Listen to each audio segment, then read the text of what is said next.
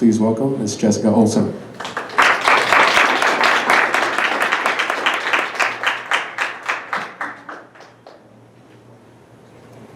Concrete is the second most used material in the world, next only to water. Its three main constituents include cement, sand, and gravel. The standard mixture ratio used predominantly in today's infrastructure is the part 1-2-3 mixture, consisting of 1 part cement, 2 parts sand, and 3 parts gravel. When properly cured, this mixture should yield at pressures of up to 3,000 psi and can be successfully utilized in concrete structures such as bridge decks and roadways. Concrete is typically cured for a minimum of 28 days, at which it reaches approximately 90% of its maximum strength, and after this duration, strengthenings become minimal over time. In my previous research, I have formulated derivative mixture ratios from the standard mix to create more durable and stronger concrete. I previously have conducted an acid rain simulation and then also a static compression test to test the strength of various concrete mixtures. My results suggest that a 25% Portland cement, 20% sand, and 55% aggregate ratio is both the most durable and strongest mixture. However, because this mixture contains inflated amounts of cement compared to the standard mix, I assess the economic and environmental practicality of concrete. The American Society of Civil Engineers currently ranks the U.S. at a D+ for concrete infrastructure, and it also estimates that we need to spend $3.6 trillion before the year 2020 to fully repair all aging infrastructure seen here. Within the concrete itself, cement costs $255 per ton, whereas sand and gravel solely cost $26 per ton. In terms of environmental effects, cement accounts for 5% of CO2 emissions within its commercial production. In addition, sand and gravel mining also present environmental concerns due to their emission rates. Therefore, my overall purpose was to determine an ideal recycled material to replace aggregate and concrete mixtures to try to reduce the high cost and environmental concerns of using more cement that would ultimately preserve at minimum the average strength of standard concrete. Although cement is the most expensive and polluting ingredient, it is vital in the binding and hardening of concrete, whereas aggregate can be manipulated with other materials. For my methodology, I utilized 4-inch diameter by 8-inch long plastic cylinders in which to cure the specimens, and the core 3 materials include general purpose Portland cement, clean sand, and 3/4-inch gravel. 3 recycled materials were then chosen to substitute for aggregate in the mixtures. All materials have been studied individually, but not comparably as in this study.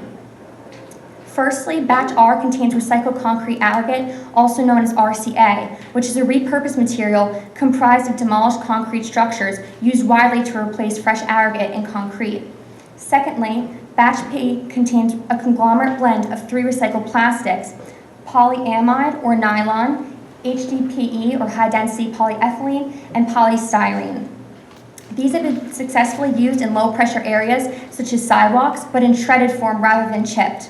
Finally, batch G contains a sample of consumer glass, which was produced independently by pulverizing glass bottles and jars until fragments of 3/4 inch and less were achieved to be comparable to that of the 3/4-inch gravel.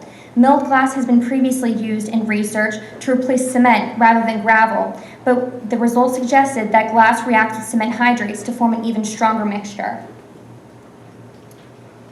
Secondly, the cement, sand, gravel, and recycled materials were combined with water to form a slurry mixture and then placed in their respective containers to cure for a minimum of 28 days. A 30% baseline substitution of recycled material for aggregate was chosen as used in comparable studies.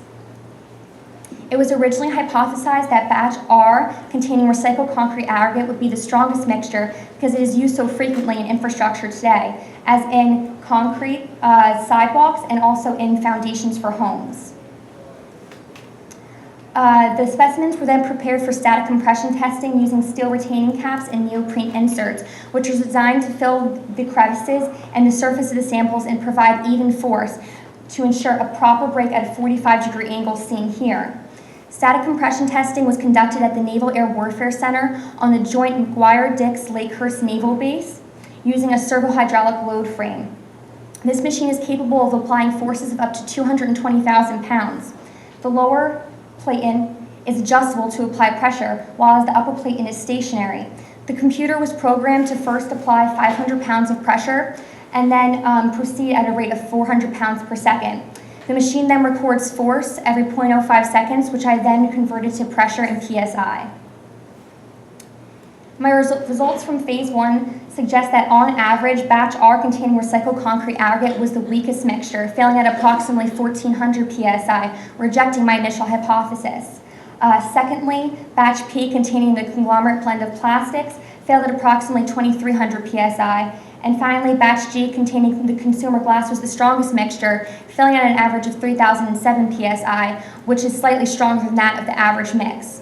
A t-test was then run on these values, and a significant p-value validates the behavior of this data.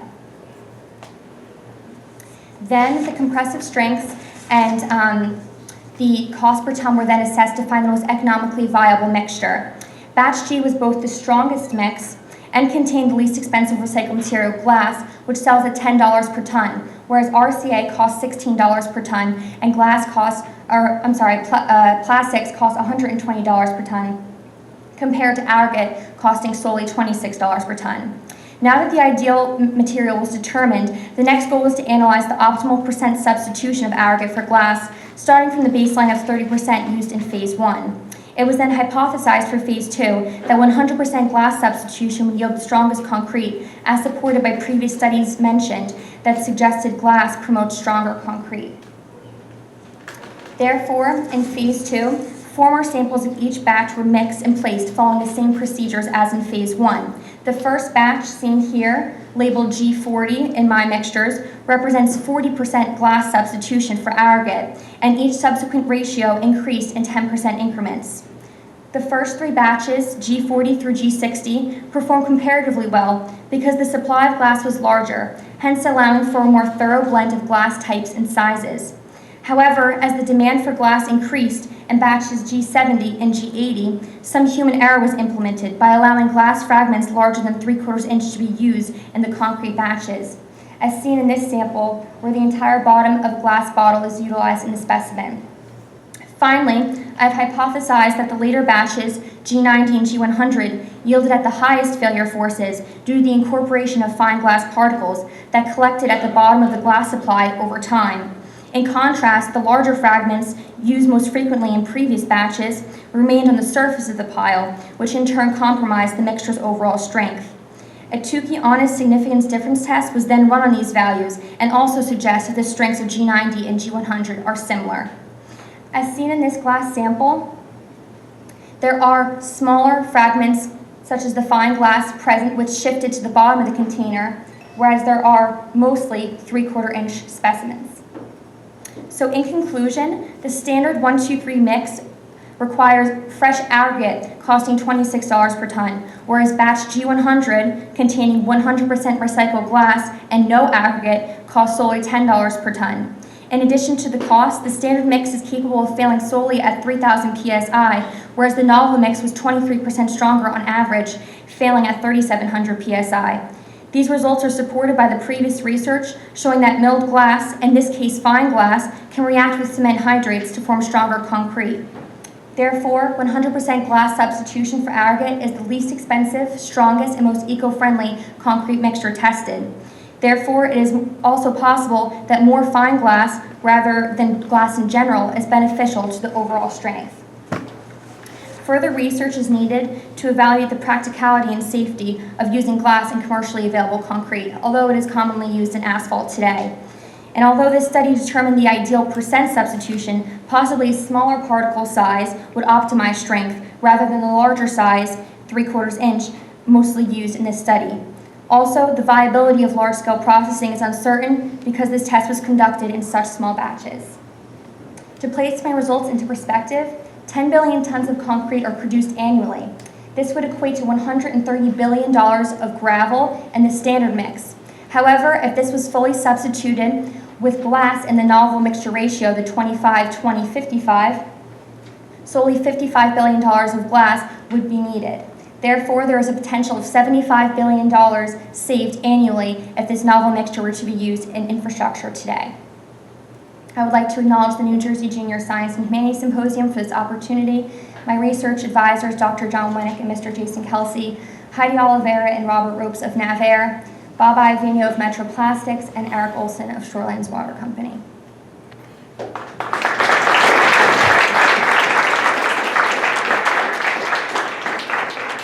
Thank you. Questions? Very nice presentation. Thank you. Question comes to mind. You're just comparing the three different materials, but you didn't mention anything about their density or a weight that's going to change significantly when you go from one to the other. Did you weigh the different composites and compare them in terms of how much difference they're going to make? Because the weight of the bridges and weight of the concrete is going to make a big difference. So that part is completely missing. I didn't measure them in terms of weight, I measured them in terms of volume. So I would use cup scoops to measure the amount of material needed. So per se, I would need 100 milliliters of all, so 100 milliliters of RCA, plastic, and glass. Okay, let's move to return to your glass substitution versus failure pressure graph. And from 50 to 80, there's a downward trend, and it's fairly linear. And then between 80 and 90, there's a big jump. And slightly different in your paper, but yeah, that one. So you're attributing the jump between 80 and 90 to be attributable to smaller particle sizes? Yes. Why weren't those smaller particle sizes in the 80 batch? Well, as the demand for glass increased, I was getting lower and lower into the container. So if you could imagine like a 5-gallon pail with glass in it, the larger 3/4 inch samples that are predominantly used were at the top. And as I got farther and farther to the bottom, the finer particles were present. So batch 80, as you could see, that was the picture of the specimen with the entire bottle cap. So then as I got into G90 and G100, that was basically those fine particles as I showed in the sample. Okay, so you first did the 40% and then you worked your way up? Yes, yes. Interesting. And each one of these plots is an individual observation or an average? These are averages. I did 4 samples of each batch, so there's 28 in total. And what was the standard deviation like between the different observations? How much of a range was there in your values? I did get rid of the values that were outliers. The machine was acting up in some terms because it would, once it failed, it would keep applying pressure and the pressures would be off there. So I used the actual data charts where you could look to see once the pressure peaked and then decreased again. So I used those values to get the most accurate ones. Thank you. So I'll just like to focus on the same thing. Once you realize that that could be the reason that you had bigger particles, and since these were only 4 runs, I'm just curious, why not run them again and really test your hypothesis that that is the reason? Well, that's what I was saying before when I was conjecturing that maybe it's not 100% glass that's actually making the concrete stronger, but more the fine glass particles. So I was mentioning in the previous studies, instead of replacing the aggregate with glass particles, they were using milled glass for cement. So I didn't want to say that milled glass could be used because you would actually have to send it to be milled, and that's an extra expense and extra emissions being produced. Rather, if you just crush the specimens over time, those fine particles will be created. And as you can see here, it's 700 psi stronger than that of average concrete. So that is, doable in infrastructure. When you compare the 3 different materials, is this mixture a mechanical mixture or a chemical mixture? In terms of? Are they bonding to each other and that's why it's creating the higher strength? These are just a filler material, so they may be just the mechanically combined, but there's no chemical reaction between the two. Well, not necessarily between the substituted materials, but there is chemical reactions occurring between the cement and the water once combined. That's what actually strengthens and binds the concrete together. That's why I couldn't replace the cement. I was replacing the aggregate solely because it was a structural filler. But you would think if you were adding glass into these specimens, the glass would just shatter under the pressure and they would fail at the lowest forces, which is almost opposite of what's happening here. Those fine glass particles, because they're so small, they're almost acting as a second sand substitute, and they're reacting with the cement on their own, which is giving that added strength. I don't know the exact chemistry behind why that glass is reacting with the cement hydrates as it does, but that's what they were researching previously. So you relied on the Tukey test. Could you explain why you used that? The Tukey test, because it's the honest significance difference, can analyze the different values and how they're behaving. So the most significant result from it was that G90 and G100 were similar. So that's saying that these values aren't just out of blue and are random, but they actually have some correlation as to why they were so similar. If I combined the phase 1 data with this, I also ran tests on that. I didn't include it here, but it was saying that G30, G50, and G60 were similar. So as you can see, these two are similar in failure pressures, and G30 was also around 3007. So those are all in similar playing fields. But do you think your sample size of 4 could have implicated the applicability of the Tukey test? Definitely. In a perfect world, I would love to create hundreds of these specimens to test them and average them like that, but with the practicality of what I'm doing, 4 was basically all I could test at that time.